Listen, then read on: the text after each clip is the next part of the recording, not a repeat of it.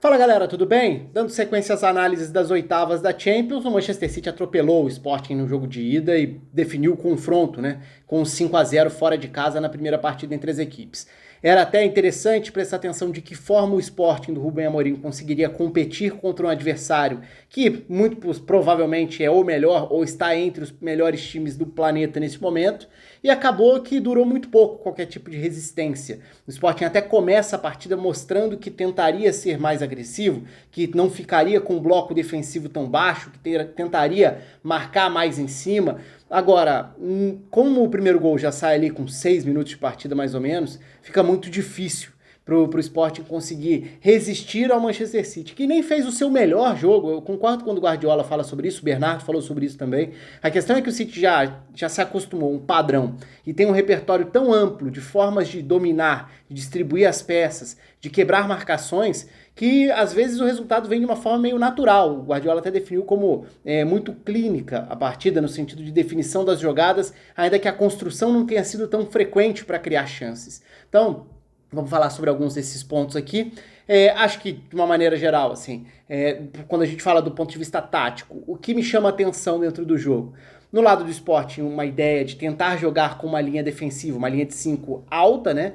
Jogar com essa linha bastante adiantada, o que, evidentemente, num jogo como esse é um risco que você assume, mas faz sentido. Se você pretende marcar mais em cima, você tem que subir o time inteiro como um bloco. Então, foi muito frequente ver o Sporting jogar com essa linha de 5 quase na linha do meio campo, o que evidentemente é também um convite para infiltrações se esse passe vem descoberto, ou seja, sem que o passador seja pressionado, podendo enxergar o jogo de frente para fazer o tipo de enfiada de bola, principalmente para um Sterling, por exemplo, ou para um Mahrez pelo lado direito, os dois jogadores que iniciaram a partida como os dois pontas, mas que tinham funções diferentes dentro do Manchester City. Porque, mais uma vez, acho que o grande mérito do City é como o City consegue manipular bem as linhas adversárias, consegue gerar dúvidas na marcação adversária. Então, cada jogador tem um entendimento do jogo, da ideia de jogo, que faz com que ele consiga ocupar 1, 2, 3 jogadores de marcação sem dar exatamente uma referência de qual vai ser o espaço que ele vai estar naquele momento, porque eles circulam com uma naturalidade muito grande. O City faz isso muito bem. Então, de um lado do Sporting, a ideia de tentar jogar, de tentar subir um pouco o time. Do outro lado, no Manchester City, acho que me chama a atenção é o papel dos laterais, porque quantas e quantas vezes a gente já não falou aqui sobre o João Cancelo, por exemplo, sendo um cara determinante, sendo um armador de fora para dentro, virar um meio-campista a mais, uma característica que o Guardiola explora muito dos laterais desde o Bayern, né? Mas dessa vez foi o contrário, porque dessa vez a ideia do Guardiola foi ter os dois laterais bem abertos no momento de saída de bola, muito provavelmente para ganhar essa disputa do Sporting, pela forma do Sporting se defender. Linha com 5, 2 volantes, 2 meias e um atacante. Então, ter 2 laterais bem abertos significava tentar alargar a marcação que o Sporting tentaria fazer, e aí você deixa o adversário nesse cobertor curto. Você abre os seus meias para fechar os espaços para os laterais, e deixando por dentro uma circulação de maior espaço para jogadores que ocupam essa faixa, porque quando a gente fala em termos de campinho, por exemplo, do Manchester City, a gente tende a distribuir, por exemplo, nessa formação. O Phil Foden é um 9, né? Um falso 9, porque ele nem foi o jogador que mais se aproximou dessa área do campo ali como 9, mas em tese ele era o mais avançado por dentro. Aí você pode falar de um Rodri à frente de uma dupla de zaga, com De Bruyne por um lado, Bernardo Silva do outro.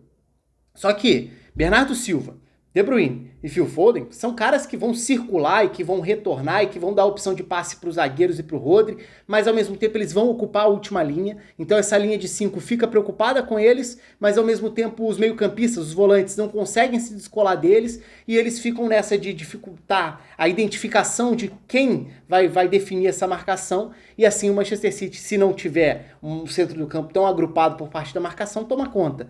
Então, você vai abrir Pedro Gonçalves e Pablo Sarabia para marcarem ali Stones e João Cancelo, você vai deixar o João Palhinha e também o Matheus Nunes sobrecarregados nessa faixa do campo, por mais que o Paulinho também tentasse marcar, fechar a opção de passe para o Rodri no primeiro momento. Mas mesmo assim, são 3 caras que vão voltar na área dos 2 volantes. Então tem uma constante superioridade numérica na execução da movimentação do Manchester City. E não é de agora, né? Não foi uma exclusividade desse jogo. Geralmente ainda tem mais uma peça, que é geralmente o João Cancelo vindo de fora para dentro. Só que dessa vez, como eu citei, não. Então, se a gente olha para a origem de alguns dos gols, isso fica ainda mais nítido. Quando a gente fala sobre essa estrutura de saída de bola, com o Stones bem aberto, não foi novidade o Stones jogar como lateral na ausência do Walker, inclusive contra o Brentford no campeonato inglês recentemente na Premier League, o Guardiola já tinha exaltado a capacidade do Stones também de condicionar o jogo, de influenciar na saída de bola como lateral por ali, também contra um adversário que também atuava com uma linha de 5 na defesa. Então, assim, tem algumas semelhanças que são possíveis, além, é claro, de uma preocupação com o momento defensivo, de transições defensivas. Então, não tendo o Walker, o Stones foi a opção pela lateral. Agora, quando a gente pensa, então, nessa preocupação do Sporting em tentar... Primeiro, a linha de defesa está alta, está mais próxima do meio campo. Você tem o seu 9 tentando tirar a opção de passe para o Rodri. Os seus 2 meias abertos estão por dentro tentando incomodar ou tentando fechar opções de passe por dentro. Se essa bola chega na lateral, o Manchester City passou a explorar algo que nem é tão frequente. Ver lateral e ponta no mesmo corredor. Porque geralmente o Guardiola distribui isso de uma forma muito bem definida, no sentido de, vai jogar com um ponta bem espetado na esquerda. O lateral não vai jogar pelo mesmo corredor, ele vai jogar por uma faixa um pouco mais centralizada. Pelo lado direito, o Mahrez vai jogar bem espetado na ponta. O lateral geralmente vai ficar um pouco mais por dentro, talvez até mais na base da saída de bola. Mas se ele se projetar, também não vai ser para passar pelo corredor. Dessa vez não, dessa vez era interessante para o Manchester City ter 2 jogadores pelos lados do campo. E isso acontece na origem de alguns dos gols. Então se a gente olha, primeiro já falei sobre a linha avançada da equipe do Sport, mas se a gente olha um padrão de saída de bola muitas vezes da equipe do Manchester City dentro da partida, a gente vai enxergar no momento de saída, o Sporting está ali com sua linha com 5 na defesa, né, mais próxima do meio campo, como a gente está vendo, os 2 volantes ocupando já o campo de ataque e os 3 jogadores mais de frente. Então a gente pode até falar de um 5-2-3 sem bola. Só que repara como os laterais do Manchester City estão bem altos. Nessa altura aí já com 2-0 no placar, mas acho que é uma imagem que ilustra bem. Os 2 zagueiros do Manchester City têm a bola, são observados por esse trio de frente do Sporting, mas lá em cima o João Cancelo está como um lateral bem aberto. E no campo de ataque, quais são os 2 únicos jogadores de campo de ataque nesse momento? Os 2 pontas. O Sterling lá na ponta esquerda e o Mahrez está aqui na ponta direita. Porque os outros meias, que seriam o falso 9 mais os 2 meio-campistas, eles ajudam a gerar essa superioridade na faixa central. Então, se a gente for prestar atenção exclusivamente nos 2 volantes do Sporting, eles têm 4 jogadores do Manchester City ao redor deles, né? Porque tem o Rodri, é verdade que o Paulinho está tentando fechar essa linha de passe. Você tem pela esquerda o Bernardo baixando bastante para a saída de bola para gerar uma opção de passe. Você tem o De Bruyne pelo lado direito. E você tem ainda o Phil Foden, que nesse caso até está atraindo a marcação do Coates como esse zagueiro central da linha de 5 para tentar cercar até certo ponto. Mas se ele sobe tanto, a diferença de agilidade é muito grande e o Phil Foden claramente tem vantagem aqui para um giro, para uma sequência, para uma tabela. Então, abrir bastante os laterais nesse caso significou ter a possibilidade de acionar os lados do campo. Na origem do 1-0, por exemplo, já numa situação diferente, porque já é no campo de ataque, mas está lá montada a linha de 5, evidentemente nesse caso já mais perto da própria área, mas a opção de passe do Laporte, por exemplo, para encontrar o lado esquerdo, vai ter por ali João Cancelo e Sterling, sem que o meia aberto do Sport, nesse caso Pedro Gonçalves, esteja exatamente fechando o corredor, porque a ideia inicial é fechar o centro para evitar essas trocas de posições. Então a bola vai chegar até aquele corredor e tem 2 jogadores do Manchester City, basicamente um na frente do outro, o Sterling e o João Cancelo.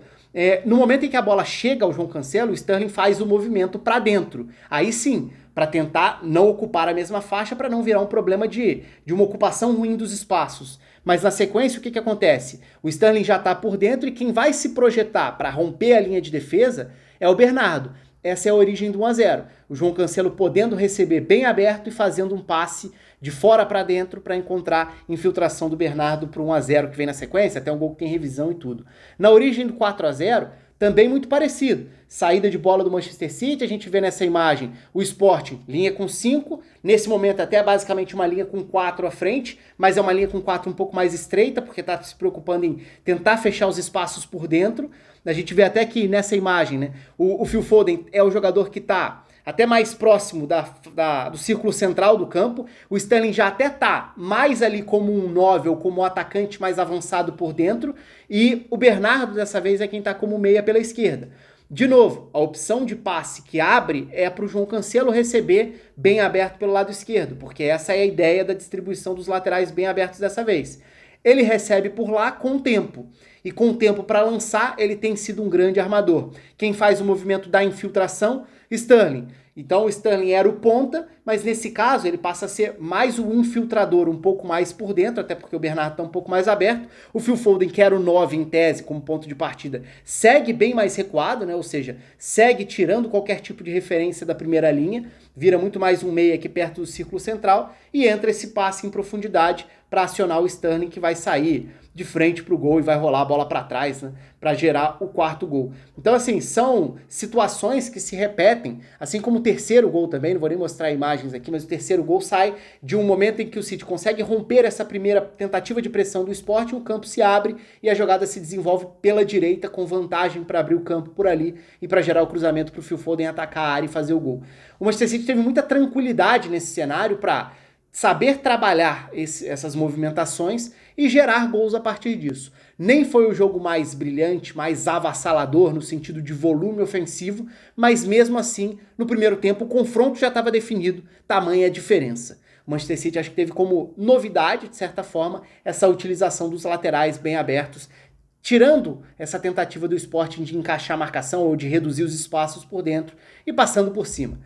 Foi um jogo relativamente tranquilo para o Manchester City, se a gente pensar um mata-mata de Champions, essa facilidade, essa goleada e um confronto já definido nos primeiros 90 minutos, aliás, nos primeiros 45 minutos já dava para dizer que o confronto estava definido. O espaço está aberto aí para vocês, um abraço, até a próxima.